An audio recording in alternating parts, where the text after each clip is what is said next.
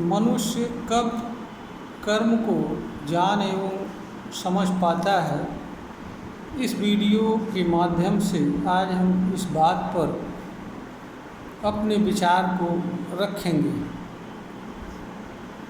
यहाँ पर हर मनुष्य के लिए यह जानना आवश्यक है कि मनुष्य के सामने असंख्य चीज़ें ज्ञान के लिए उपलब्ध होती हैं और आवश्यकतावश या किन्हीं अन्य कारणवश मनुष्य को अनेक तरह की चीज़ों को जानना एवं समझना होता है, क्योंकि मनुष्य चेतनशील प्राणी होता है। इस रूप में जो भी चीज़ें किसी तरह से उसके संपर्क में आती हैं, वह चीज़ें उसके ऊपर प्रभाव छोड़ती हैं। इसलिए मनुष्य के लिए यह आवश्यक होता है कि वह जो भी चीज़ें उसके संपर्क में किसी भी रूप में आती हैं, उनका ज्ञान प्राप्त करे, ताकि उनके साथ वह उनके गुण एवं धर्म के अनुसार व्यवहार कर सके।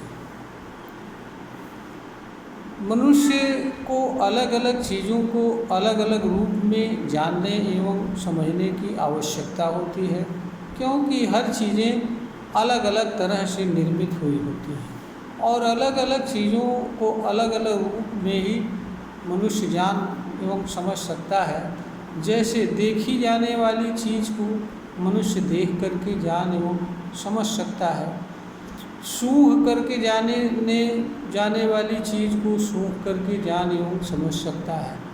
छू करके जो चीज़ें जानी एवं समझी जा सकती हैं, छू करके जान एवं समझ सकता है। जो चीज़ें मनुष्य के तर्क, विचार एवं विवेक से संबंध रखती हैं, उनको मनुष्य तर्क के माध्यम से, विचार के माध्यम से, विवेक के माध्यम से, अपने अंतःकरण के माध्यम से जान एवं समझ सकता है।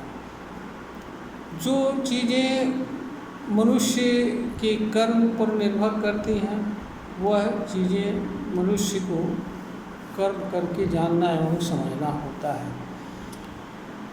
जो चीज़ें मनुष्य के लिए अदृश्य होती हैं, अर्थात स्थूल इंद्रियों के माध्यम से देखी नहीं जा सकती हैं, वे चीज़ें जब भी मनुष्य से जुड़ती हैं किसी भी माध्यम से, तो वह मनुष्य पर किसी न किसी तरह का प्रभाव डालते हैं। उनके उस प्रभाव के माध्यम से मनुष्य इस तरह की चीज़ के होने या न होने के संबंध में विश्वास करता है, जान पाता है। वास्तव में ऐसी चीज़ें क्या होती हैं, किस रूप में होती हैं, यह बात मनुष्य को नहीं जानकारी हो पाती है, किंतु मनुष्य यह अवश्य जान जाता है कि ऐसी चीज़ों के साथ मनुष्य द्वारा किस तरह का व्यवहार करना चाहिए। यहाँ पर मनुष्य के लिए दो चीज़ें और भी जानना आवश्यक होता है। मनुष्य किसी चीज़ का ज्ञान कब प्राप्त कर सकता है तथा मनुष्य कर्म का ज्ञान कब प्राप्त कर सकता है। मनुष्य किसी चीज़ का ज्ञान उस समय प्राप्त कर सकता है जब वह किसी भी तरीके से उस चीज़ के सत्य एवं यथार्थ स्वरूप से जुड़ता है, अथवा मनुष्य को किसी चीज़ को जानने की किसी भी कारण से आवश्यकता होती है और इस दिशा में मनुष्य निरंतर प्रयत्न करता है और उस समय तक प्रयत्न करता रहता है जब तक कि वह उसे जान एवं समझ नहीं लेता है, अथवा किसी सीमा तक जान एवं समझ लेता है।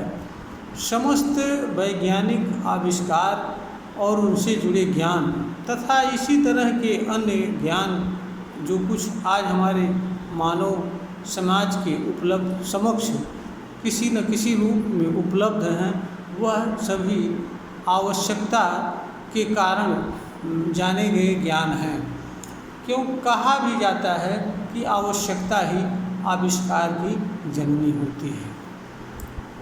दूसरी कर्म के संबंध में मनुष्य उस समय जान एवं समझ पाता है जब मनुष्य कर्म के सत्य एवं यथार्थ स्वरूप से स्वतः जुड़ता है। मनुष्य कर्म से उस समय जुड़ता है, कर्म के वास्तविक स्वरूप से, यथार्थ स्वरूप से, जब वह किसी कर्म को निष्काम भाव से प्रारंभ करता है और इसी रूप में कर्म को करता रहता है। तो मनुष्य सावधानी एवं सतर्कतापूर्वक कर्म और इससे जुड़े अन्य पहलुओं, उद्देश्य, कारण, प्रभाव और प्रयोजन, कर्मफल आदि सभी चीज़ों पर सावधानी एवं सतर्कता से विचार करके तथा कर्म को करते हुए जान एवं समझ पाता है। अन्य अवस्था में लोग उस समय कर्म के बारे में कुछ जान एवं समझ पाते हैं जब मनुष्य को किसी तरह के कर्म को जानने एवं समझने की आवश्यकता पड़ती है और इस निमित्त निरंतर प्रयत्न करता है। तो मनुष्य एक समय आता है जब वह जिस कर्म को जानना चाहता है उस कर्म को जान एवं समझ लेता है।